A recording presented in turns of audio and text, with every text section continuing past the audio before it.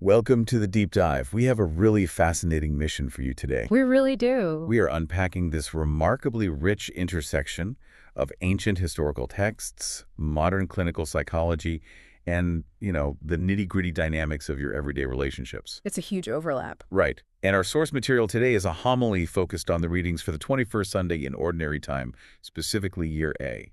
The insights come directly from Father Darline Joseph Marianathan. And it is so crucial that we set the stage regarding the author here because the lens he uses to analyze these texts is uniquely interdisciplinary. Dr. Marianathan is a Roman Catholic priest, and he serves as the parish priest of St. Catherine's Wimborne and St. Anthony's West Moors in Dorset. But he is also a chartered psychologist. Which is such a cool combination. It really is. He's an integrative psychotherapist holding dual doctorates. Plus, he has authored several books and over 200 articles on spirituality, psychology, and pastoral care. So he's bringing a lot to the table. Exactly. When he looks at these ancient scriptures, he isn't just interpreting them theologically, he is actively reading them through this rigorous clinical framework of human behavior. Okay, let's unpack this. Yeah. Because Dr. Marianathan's central thesis just completely dismantles our modern obsession with projecting perfection. It really does. We are going to explore why becoming deeply comfortable with your own vulnerability, your inherent flaws, and your sinfulness, to use the theological term, is actually the hidden, non-negotiable prerequisite for both effective leadership and lasting relationships. And to understand how that vulnerability functions in our modern, hyper-curated lives, we first need to look backward. Dr. Marianathan takes us back to see how history and scripture define authentic authority, in direct contrast to manufactured perfection. So if the ancient world establishes a baseline for what a leader actually needs, we start in the first reading. That's from the book of Isaiah, chapter 22. Right. And the historical context here is incredibly tense. We are looking at a window between 715 and 686 BC. King Hezekiah is ruling Judah, and Jerusalem is operating under this severe existential political pressure from the Assyrian Empire. And if you consider the psychology of a population living under the threat of a siege, the mechanisms at play are just fascinating. The elites in Jerusalem are completely panicking. Nafra. Right. Their nervous systems are dysregulated by this profound loss of control, and they are frantically debating whether to form a really risky political alliance with Egypt rather than trusting in divine providence. It's a scramble for survival. Clinically speaking, whenever human beings experience a massive deficit of control, they will immediately attempt to manufacture a synthetic version of it just to self-soothe. Which brings us to the royal steward, a man named Shebna. He is essentially the chief of staff for the kingdom. And in the middle of this terrifying national crisis, rather than managing the panic, he becomes entirely obsessed with his own legacy. It's almost absurd. It is. He decides to carve this lavish, elite tomb for himself high up in the rock. And what makes this so tangible is that modern archaeology has actually discovered a tomb inscription in Jerusalem belonging to a royal steward from this exact era. And Dr. Marianathan identifies Shebna's behavior as a classic case of masking. Masking, right. Yeah. Shebna is consumed by pride and a total refusal to acknowledge the terrifying reality of his limitations. Rather than exploring what it might mean to humbly trust God in a moment of utter helplessness, he leans entirely into self-aggrandizement. Like overcompensating. Exactly. He is literally building stone monuments to his own permanence while his world is on the verge of burning down. I was reading through the synthesis, and I couldn't help but compare Shebna carving this elite tomb to a modern social media influencer who rents one of those grounded private jets just to take lifestyle photos. It's the exact same impulse. Oh, that is a perfect analogy. The psychological drive is identical. Right. The tragedy of that grounded jet influencer isn't just that they are lying to their audience. The real tragedy is the immense psychological energy required to maintain the illusion. Oh, for sure. They are trapped inside a metal tube that cannot fly, utterly terrified that someone is going to look through the window and expose them. The exhaustion of guarding that door has to be overwhelming. I mean, you are projecting this false narrative of total invulnerability, wealth, and control, but your internal reality is just a constant state of low-grade panic. And that internal fragility is precisely why Shebna is stripped of his authority. He is replaced by a man named Eliakim. Who is very different. Fundamentally different. Dr. Marianathan highlights that Eliakim is described as a faithful, simple steward who is deeply aware of his own unworthiness. He knows who he is. Right. And because of that self-awareness, God gives Eliakim the key of the house of David, which serves as the ultimate symbol of delegated royal authority. And the scripture uses a fascinating phrase to describe him. It calls Eliakim a peg in a firm place. A peg in a firm place. Yeah. From what I gather in the sources, true authority isn't something you aggressively seize to promote your own brand. It is a trust that can only be safely delegated to the humble. Exactly. A person who is honest about their limitations makes for a firm peg because they are structurally sound. They are hollow. Right. They are not hollowed out by the anxiety of maintaining a fake image.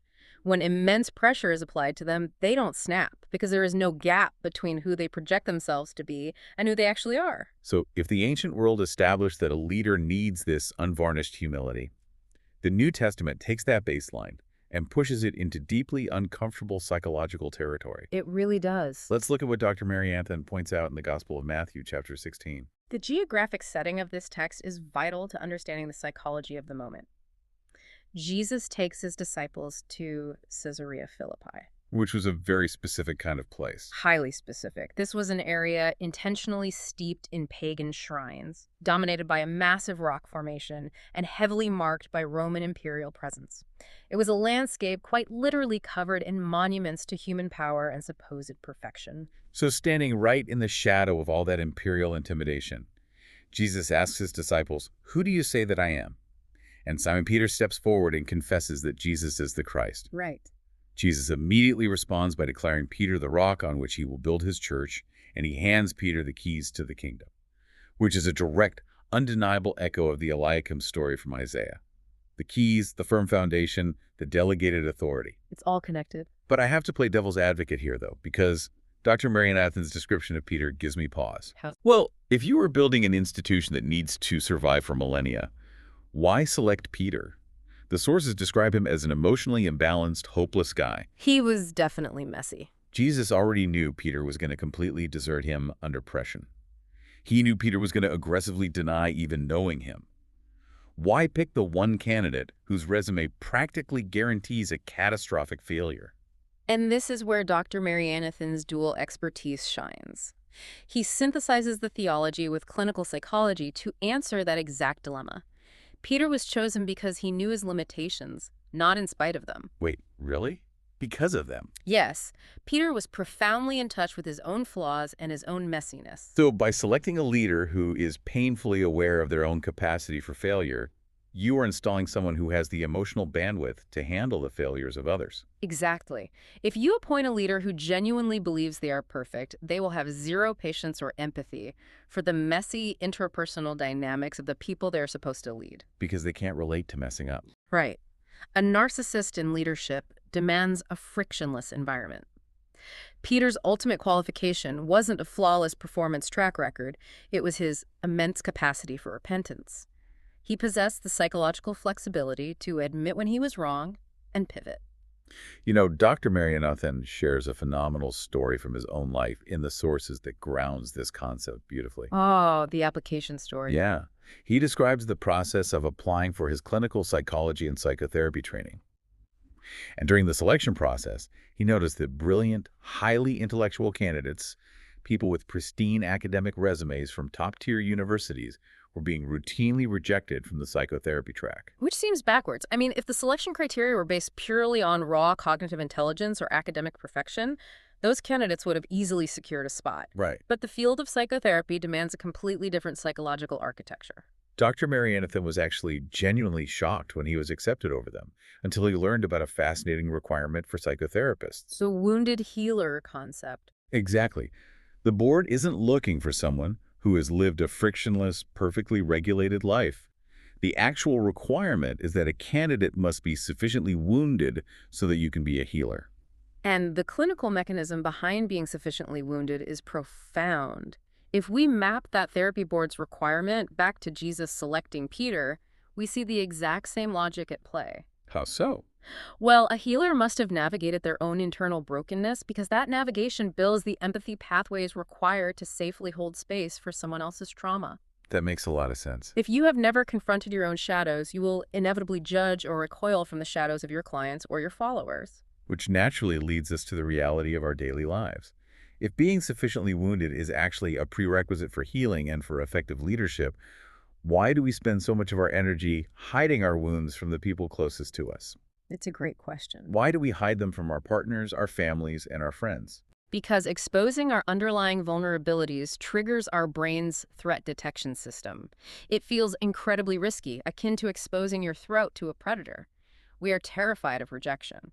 And Dr. Marianathan explains that this fear drives us to constantly paint these curated pictures for the outside world.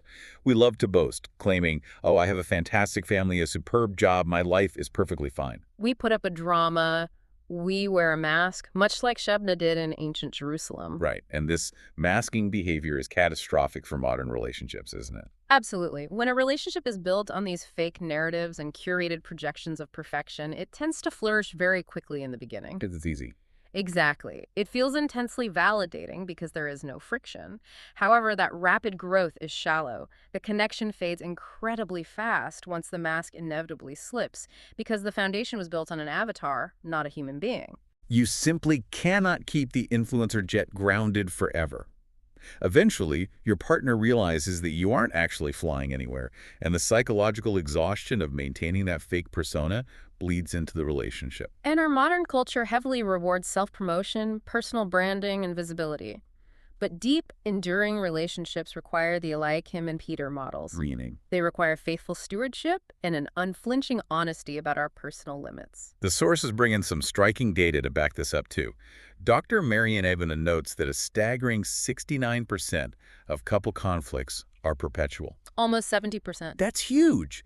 This means you aren't just having random arguments, you are fighting the exact same fight over and over again for years. And those perpetual conflicts are almost never about the surface-level behavior. Like, a fight about who left the dishes in the sink isn't about the dishes. It never is. Right. It is rooted in mismatched underlying values and priorities that both individuals are too anxious to openly discuss.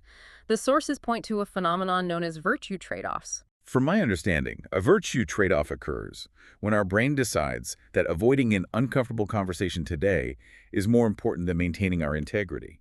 Precisely. We claim to value honesty, but in the moment, we choose the convenience of hiding a flaw or biting our tongue just to keep the peace. And that choice creates a massive cognitive dissonance. You swallow your frustration to avoid discomfort, but that suppression builds resentment. It simmers. Yeah. The real unspoken issue is a fundamental lack of trust and authenticity. You are essentially fighting about the dishes because you lack the vulnerability to say, I feel unvalued when I have to clean up after you. But let me push back on this idea of total transparency for a moment. Okay, sure. Isn't a little bit of masking just basic social politeness? I mean, if you are on a first date, you certainly don't sit down at the table and dump all of your emotional baggage, your past trauma, and your deepest insecurities before the waiter even brings the appetizers. Right, right. That distinction highlights the vital difference between healthy social boundaries and what we call value drift. Value drift. Yeah. Pacing how you share your life story and ensuring the other person has earned the right to hear your trauma is a sign of healthy emotional regulation. That's just being smart. Exactly. Value drift, however, is when you actively hide your true self, your core values, or your authentic flaws just to avoid the discomfort of not being liked. Ah, I see. So you are essentially selling them a fraudulent version of yourself. You are ensuring they fall in love with a mask. And by refusing to share your authentic vulnerabilities, you are actively denying your partner the opportunity to love the real you. True intimacy requires sitting with the deep discomfort of our own blind spots. It's hard work. It is. It demands that we let our partners hold us as we actually are, with all our jagged edges. Dropping that mask is terrifying, though. I mean, the threat of spiraling into shame is very real. Fortunately, Dr. Marianathan's synthesis offers a practical roadmap for sitting with that discomfort. Yes, through the lens of St. Paul. Right, and followed by a genuinely funny personal anecdote. But let's start with St. Paul. Let's examine St. Paul first, drawing from the second reading in Romans chapter 11. The historical context here provides the necessary stakes. Paul is writing this letter around AD 56 or 57 to a Roman Christian community that is heavily fractured along ethnic lines. And the history here is fascinating. The Emperor Claudius had actually expelled the Jewish population from Rome back in AD 49. A huge disruption. Right, and when they were finally permitted to return years later, you had a massive culture clash. The returning Jewish Christians found that the Gentile Christians had been running the community differently. Which led to intense divisions over identity, religious law, and who genuinely belonged. And facing that intense, volatile division, Paul could have easily pulled rank. He possessed the credentials to use arrogant, top-down authority to force unity. He absolutely did. But instead, Paul's method is one of radical transparency. Throughout his letters, he openly broadcasts his own struggles. He frequently discusses his own sinfulness and his unworthiness. The sources mention Paul referring to his thorn in the flesh. For those who might not be familiar with that phrase, it refers to a chronic, unresolvable weakness or affliction. Scholars debate whether it was a physical illness or a psychological struggle. Right, but either way, it was something Paul begged God to remove, but which remained. He basically leads with his limp. And his willingness to highlight his own unresolvable weakness points the fractured community toward a cosmic perspective. Dr. Mary Nathan points to Paul's doxology at the end of that reading. A doxology being a short, spontaneous hymn of praise. Exactly. It essentially acknowledges that human logic fails and God's wisdom is vastly larger than our comprehension. Paul reminds the Romans that divine wisdom completely transcends their petty historical conflicts. It levels the playing field. He calls for a unity based on the leveling, undeniable fact that absolutely no one can boast of their own perfection. We are all deeply flawed, and therefore we are all entirely dependent on grace. Which brings us perfectly to the daft anecdote from Dr. Mary Anathan's own life. I love this story. It beautifully grounds this high-level theology and clinical psychology right into an everyday interaction. The contrast between the digital mask and reality. Exactly. Dr. Mary Anathan shares this story where another priest was scheduled to visit him. Prior to the meeting, this visiting priest decides to Google Dr. Mary Anathan. As one does. Right. And he encounters this massive, intimidating profile. The dual doctorates, the published books, the 200-plus articles, the impressive psychology credentials. It is the ultimate polished resume we discussed at the very beginning of this deep dive. The visitor builds an image of a flawless, highly intellectual titan. But then the priest arrives, meets Dr. Mary Anathan face-to-face, spends some time conversing with him, and finally says, I found you so big and different online, but when I see you, you are just as daft as the rest of us. And then the visitor asks a very telling question. He asks, is that intentional? Is it intentional? And Dr. Mary Anathan's response is a masterclass in psychological security. He simply says, no, that's who I am. That's how I am. That brief interaction encapsulates the ultimate goal of everything we have discussed. Dr. Mary Anathan did not get defensive. Not at all. He didn't feel the need to puff his chest out, recite his academic credentials, or prove that he wasn't daft. He possessed the internal security to simply own his unvarnished reality. When you are truly comfortable with your own vulnerability, you no longer need to waste energy fighting to maintain an illusion. You become a peg in a firm place. You are structurally sound because you aren't hollow. The drama finally ends, allowing real life to begin. Exactly. Well, we have covered a massive amount of ground today, merging ancient history with modern clinical practice.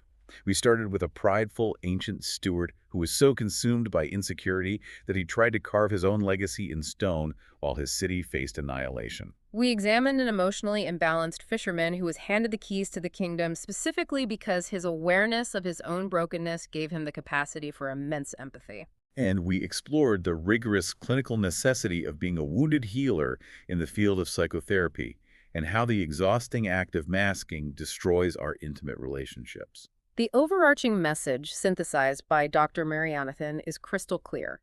True authority and genuine resilience in our relationships requires us to completely abandon the pursuit of curated perfection. So what does this all mean for you? When you are sitting across from your partner or managing your team, it means you finally have permission to stop looking down on your own limitations. It's a huge relief. It is. Just as importantly, you can stop holding your partner's flaws against them as though they are failures of character. Instead of panicking and manufacturing a mask when you feel out of control, you are invited to become that peg in a firm place. You do that by simply being dependable, honest, and entirely open about the jagged edges of who you actually are. Absolutely. And as we wrap up, I want to leave you with one final thought to mull over, connecting back to the striking statistic we discussed regarding modern relationships. The 69%. Right. If 69% of our relational conflicts are entirely perpetual, if they are essentially baked into the very neurobiology and differing values of who we are, What if we stopped trying to endlessly fix or solve our partner's flaws? That reframing changes the entire objective of a relationship. Think back to that stack of perfect resumes we tossed in the trash at the beginning of the hour. What if, instead of viewing our own vulnerabilities and our partner's flaws as cracks that need to be aggressively polished away, we started viewing those exact weaknesses as the spaces where the foundation is meant to be poured? Wow. What if our shared, acknowledged brokenness is the only terrain where the deepest, most resilient trust can actually be built? That is a phenomenal question to sit with. A massive thank you for joining us on this deep dive into Dr. Marian Aizen's insights. Until next time, embrace the cracks, drop the mask, and we will see you soon.